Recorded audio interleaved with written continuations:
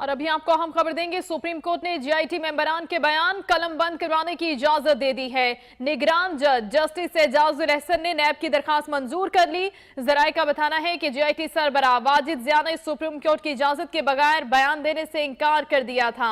खबर आपको दे रहे हैं, सुप्रीम कोर्ट ने नैब को पैनामा जीआईटी अरकान के बयानात कलमबंद करने की इजाजत दे दी। नैब जीआईटी के अरकान को बतौर इस्तगासा शामिल तफ्तीश भी करेगा।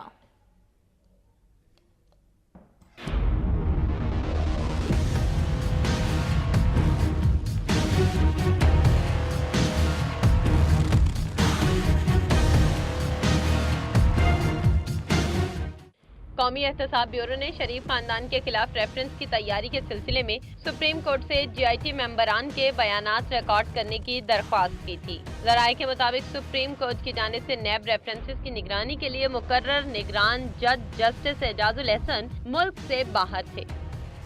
वतन वापसी के बाद उन्होंने दरख्वास्त मंजूर करते हुए नैब को बयानात कलमबंद करने की इजाजत दे दी। जराये का कहना है कि नैब जीआईटी अरकान को बतौर इस्तिगासा शामिल तफ्तीश भी करेगा। नैब का मौक़िफ़ है कि अगर बयानात कलमबंद न किए गए तो रेफरेंस कानूनी तौर पर कमजोर तस्वुर किया जाएगा।